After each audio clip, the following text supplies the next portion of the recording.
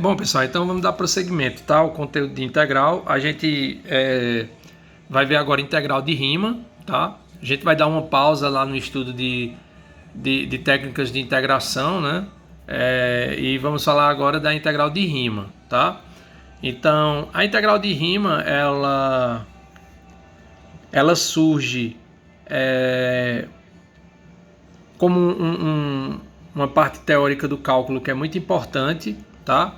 Tanto para o desenvolvimento do cálculo, como para a questão de aplicações, né? Na física, na geometria também, tá? Cálculo de área, de volume, e na física como cálculo de trabalho, de massa, certo? Então realmente é um objeto muito importante na matemática, tá? Então, para a gente chegar no conceito da integral de rima, a gente precisa de alguns conceitos preliminares, certo? O primeiro deles é partição de um intervalo, certo?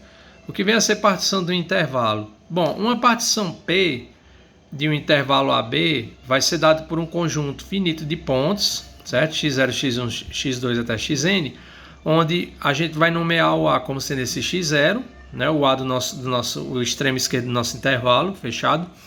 O x0 vai ser menor do que o x1, por sua vez é menor do que o x2, que é menor, por sua vez, até o xn, que a gente vai chamar de B, certo? Então, essencialmente, uma partição de um intervalo consiste em você pegar aqui seu intervalo AB, certo? Marcar uma quantidade qualquer de pontos aqui nesse intervalo, né? E a gente nomeia o primeiro ponto desse conjunto de pontos como sendo A, o último como sendo B, tá?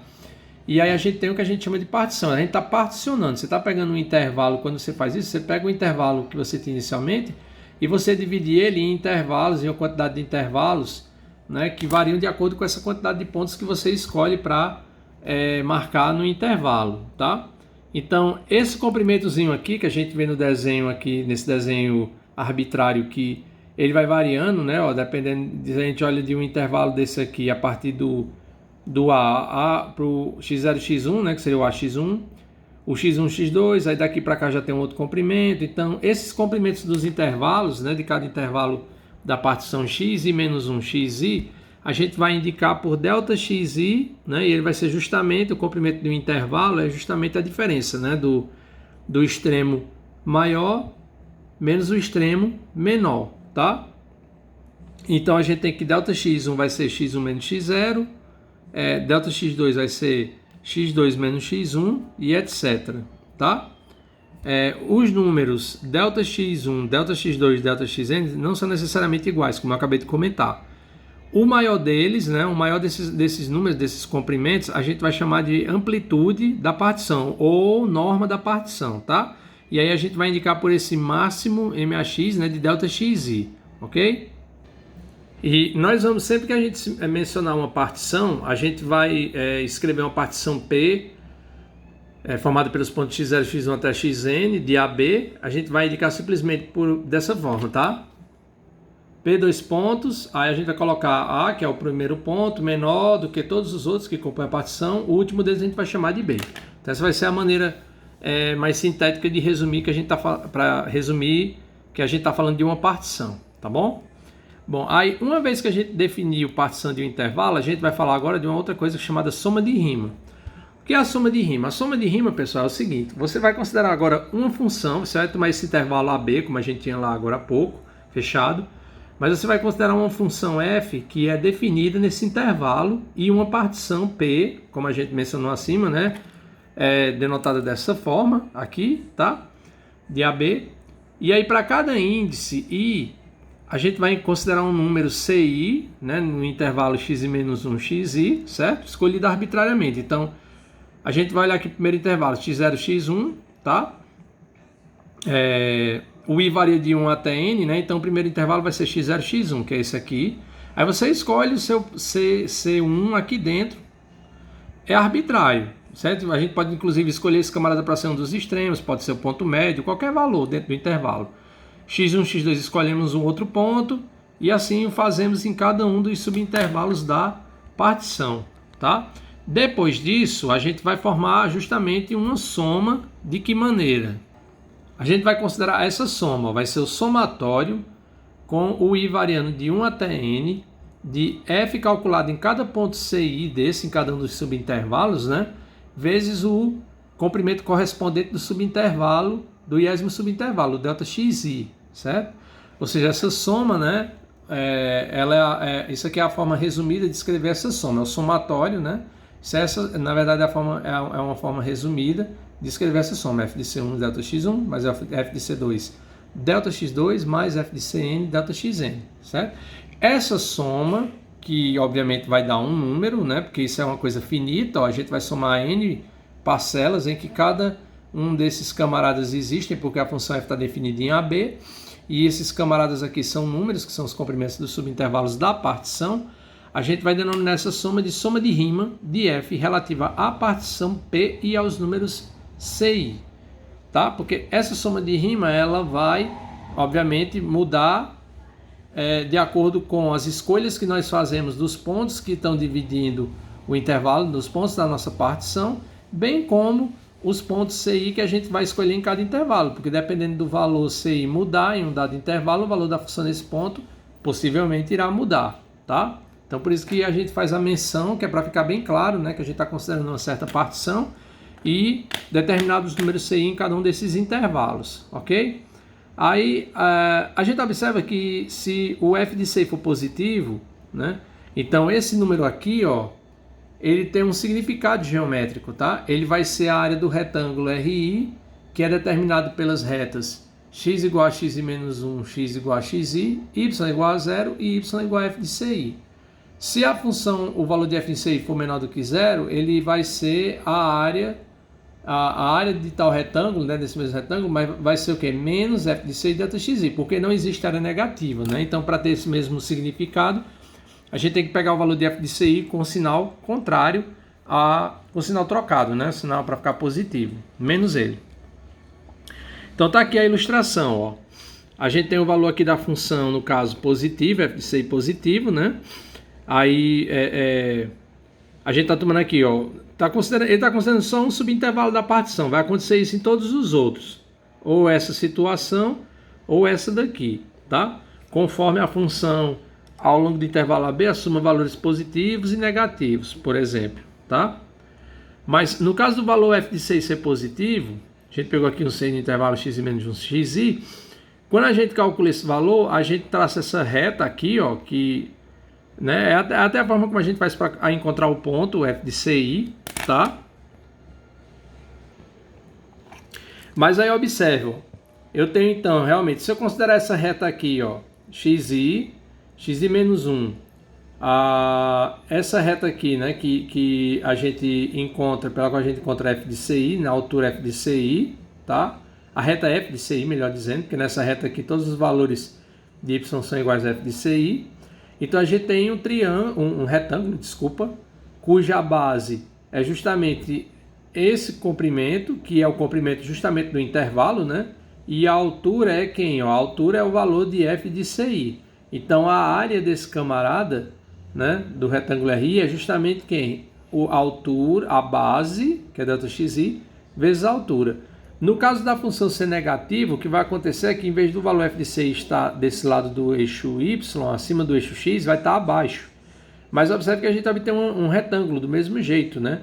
Se a gente for querer interpretar essa área do retângulo em termos do valor de f de CI e do comprimento do intervalo, que novamente é a base, a altura aqui é esse comprimentozinho, ó, que em termos de valor funcional é negativo, mas aí a gente pega ele com o sinal menos ele para ficar positivo e obter de novo que a área desse camarada é dada em termos do valor da função no ponto CI vezes o comprimento do intervalo correspondente. Então vai dar justamente isso aqui, nesse caso, tá?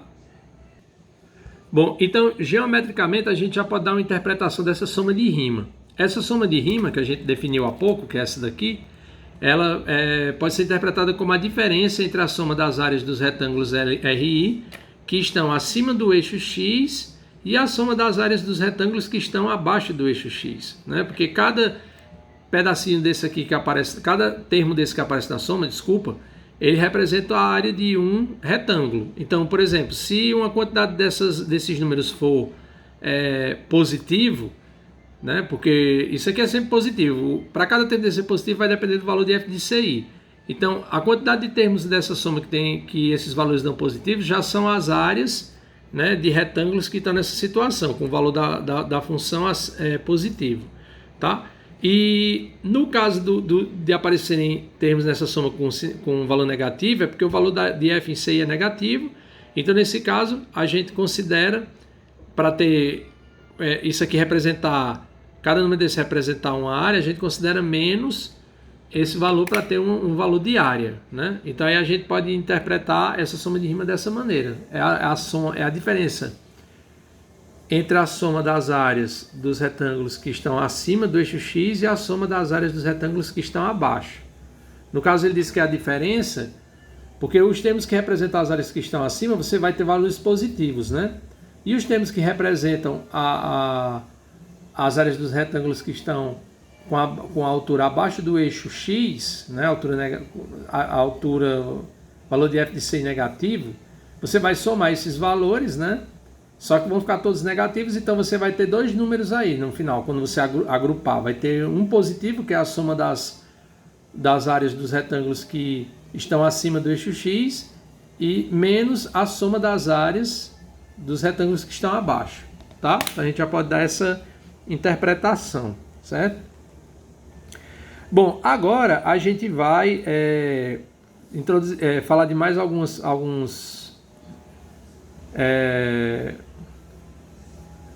definir mais algumas coisas, né, para a gente chegar no conceito de integral definida, certo? Bom, agora a gente vai considerar uma função f maiúsculo, certo? Definida no intervalo AB, e vai de novo considerar uma partição P, certo? Dada dessa maneira, uma partição de AB. Então, o acréscimo f de b menos f de a, que a função sofre quando se passa de x igual a para x igual a b, é igual à soma dos acréscimos f de xi menos f de xi menos 1 para ir variando de 1 a 4. Por exemplo, ele vai mostrar aqui. Ou seja, e o que ele está fazendo, essa conta que está sendo feita aqui é mostrando que quando eu quero calcular, usando partição de intervalo, né? Eu posso calcular o que ele chama de acréscimo, ou a variação da função, né, que é o valor da função no extremo b menos o valor no extremo a. Eu posso calcular em termos do acréscimo que a função sofre em cada um dos subintervalos da partição. Então, por exemplo, se eu pego o i aí variando de 1 a 4, está pegando uma partição onde a gente tem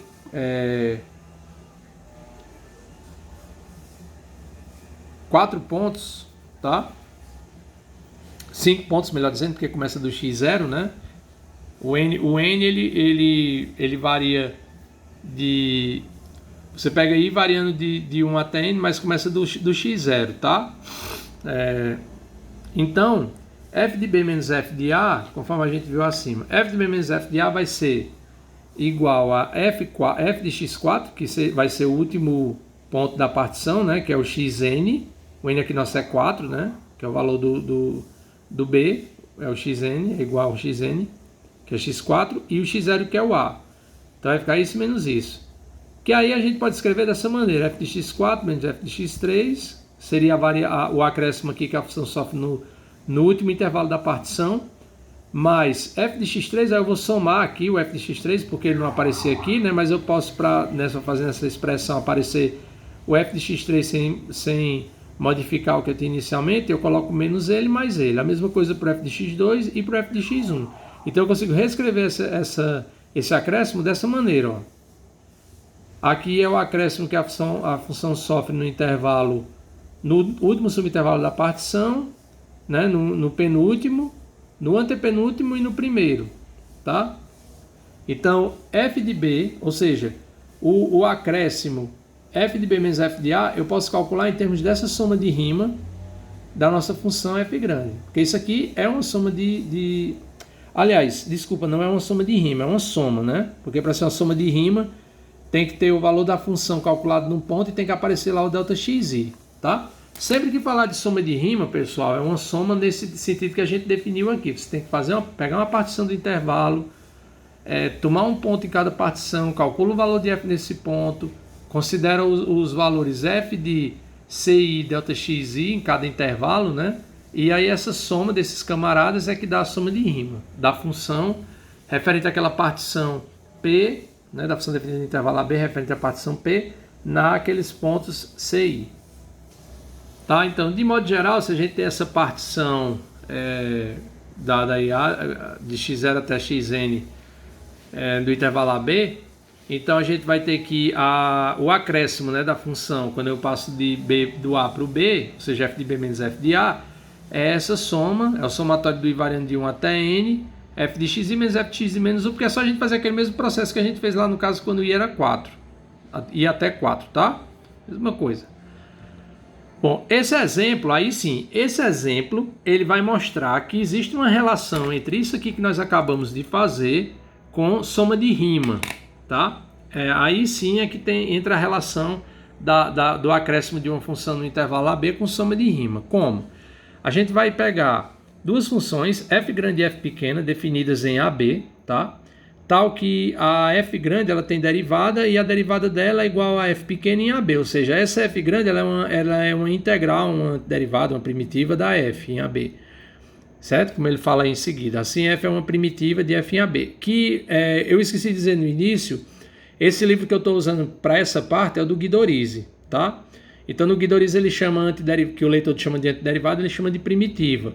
Mas para não ficar com essa mudança, é só lembrar que é uma integral indefinida. Pronto, então para não ficar primitiva, antiderivada, tá? Integral indefinida, lembrar que é sempre disso que a gente está comentando. Aí ele considera uma partição P, né, do intervalo AB, dada dessa maneira.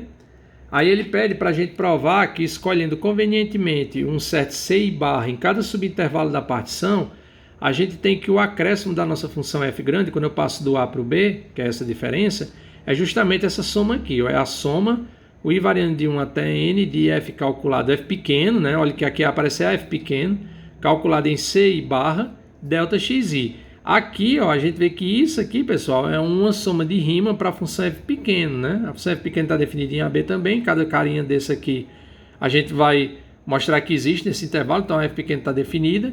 Né? Então isso aqui é uma soma de rima para a nossa função f pequeno, tá? Bom, a solução é o seguinte, a gente tem isso aqui, né? A priori o que nós sabemos sobre a relação entre esse acréscimo e soma, um somatório, essa daqui é a relação, né? Que f de B menos f de A é essa soma aqui, foi o que nós acabamos de ver, certo? Agora, a nossa... Bom, então a primeira coisa, como aqui aparece na igualdade que se pretende mostrar a f pequeno calculada em CI barra e aparece ΔXi a gente lembra que é o comprimento de cada um do subintervalo correspondente da partição, do iésimo, ou seja, xi menos 1. Então a gente tem que tentar arrumar alguma coisa que permita a gente, algum resultado que envolva f grande, que permita reescrever esse termo aqui, de modo que apareça alguma coisa, como vocês já estão vendo aí, né, que já está entregue aí, mas como reescrever de uma maneira que apareça alguma coisa que envolva xi menos 1 e alguma coisa que envolva a derivada da f grande, porque como aqui aparece f pequeno, então a gente tem por hipótese isso, a gente imagina, bom, vai tentar conseguir alguma coisa que envolva a f grande com o comprimento. Como vai aparecer o comprimento que vai dar isso, o que sobrar a gente vai ter que usar essa outra informação para tentar encontrar algo que relacione com essa f pequena aqui, tá? Então a gente vai ter que encontrar isso, manipula isso aqui usando algum resultado para encontrar alguma coisa que envolve f grande com xi menos 1. Só que no resultado a gente não quer algo com f grande, é com f pequeno. Mas a única coisa que relaciona f pequeno com f grande é isso aqui. Então a gente tem que procurar algum resultado que tenha alguma relação entre essa diferença aqui da f grande, né, essas diferenças com a derivada dela, por exemplo. Se tiver alguma coisa assim já vai ser útil. Existe e tem. Por quê? Porque lembrando lá no resultado, ó, a f grande ela possui derivada, ela é diferenciável em AB, porque ela é igual a f, né, ó, em AB, e a f está definida, todas as duas estão definidas em AB. Então ela é diferenciável, certo?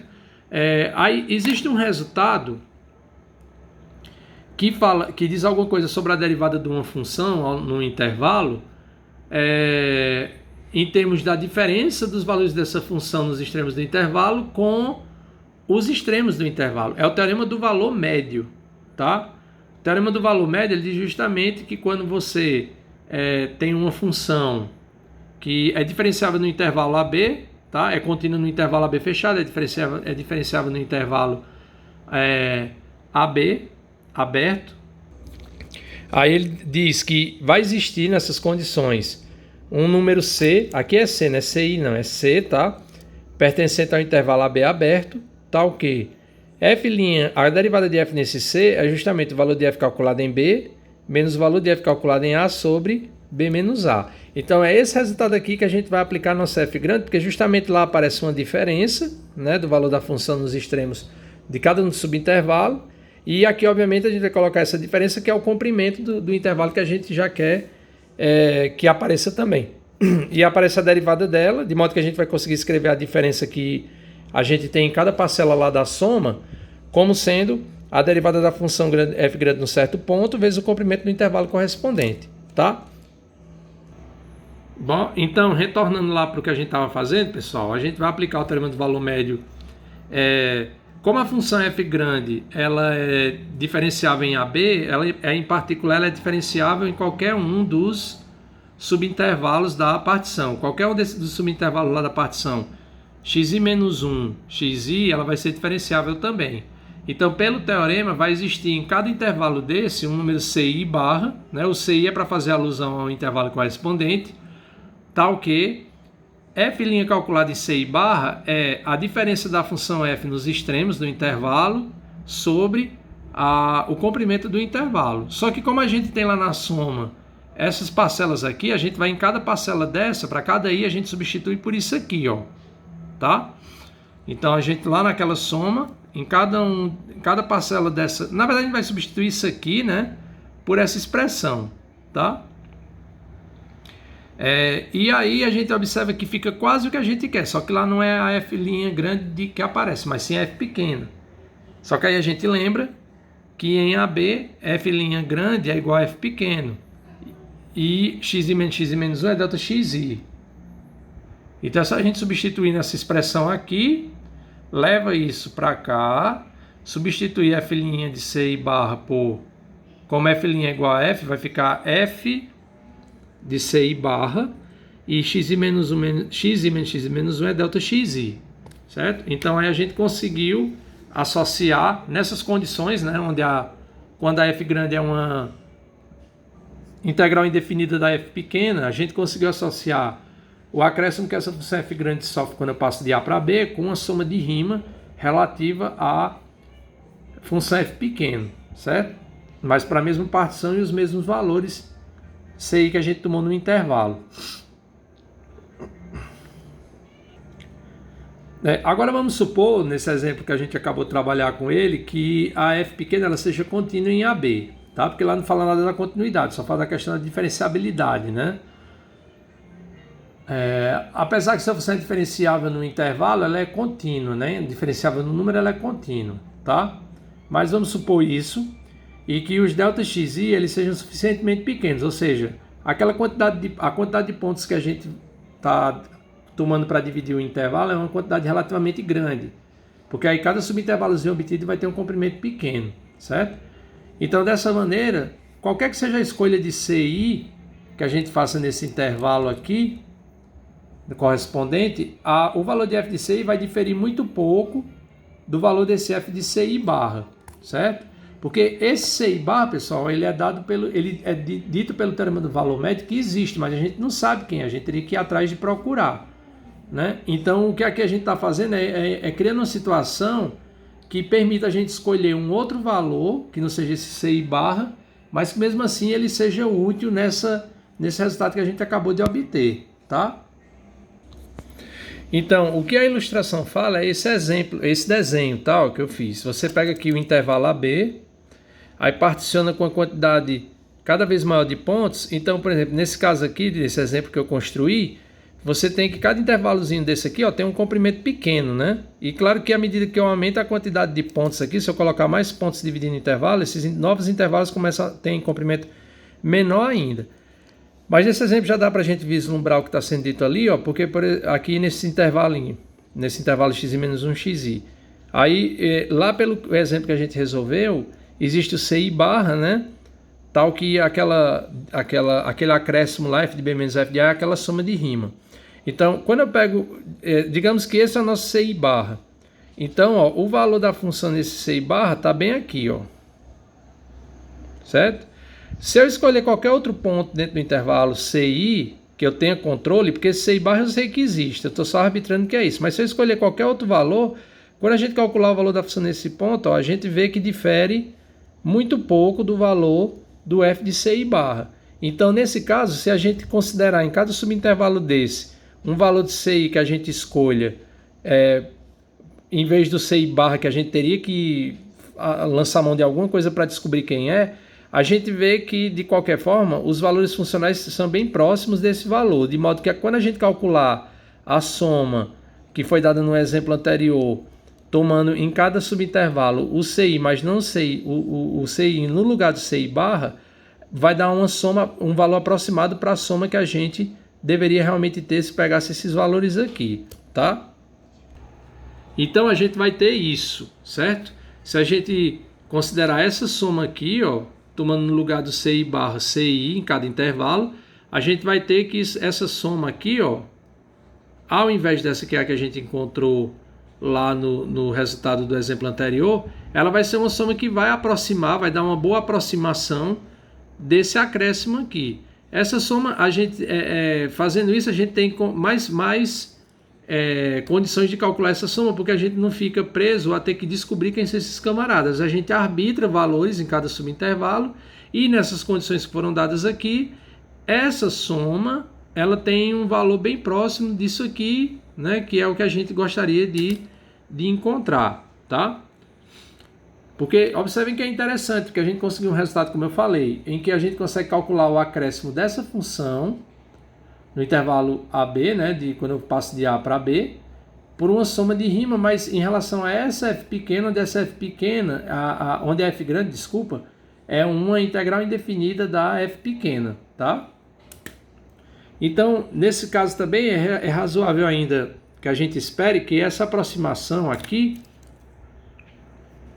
ela se torne tanto melhor quanto menores forem os intervalos, que foi o que eu falei naquele desenho que eu mostrei há pouco. Se a gente considerar mais pontos e dividir naqueles subintervalos, ou seja, se a gente pegar a nossa partição e aumentar a quantidade de pontos, os subintervalos que a gente vai obter, eles têm comprimento cada vez menor, à medida que esses pontos vão aumentando, tá?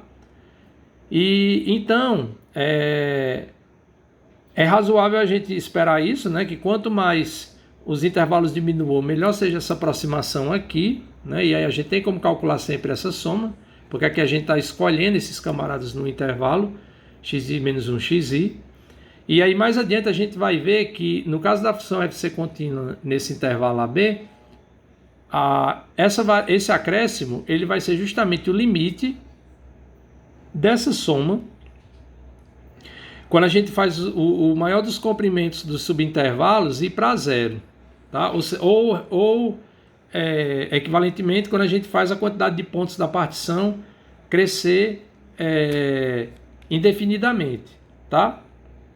E aí, claro, aí ele lembra aqui, né, que esse camarada indica o maior número do conjunto ΔXi, onde o i varia de 1 até n, certo? E aí o sentido no qual esse limite deve ser considerado, ele vai ser esclarecido logo adiante, tá?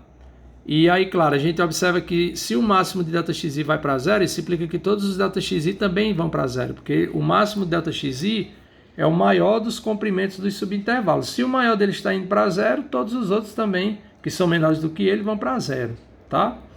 E aí a gente vai observar que justamente esse limite aqui é que vai ser a nossa integral de rima, tá? Então a integral de rima vai ser obtido, teoricamente, a partir de uma soma, a integral definida, a integral de rima, a partir de uma soma de rima é que a gente vai obter essa integral, tá?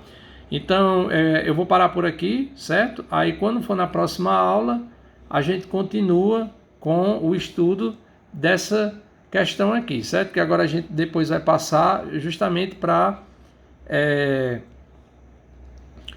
o significado desse limite, que justamente vai ser, como eu falei, a nossa integral de Riemann, integral definida. Tá bom, pessoal? Então, vou encerrando por aqui e até a próxima.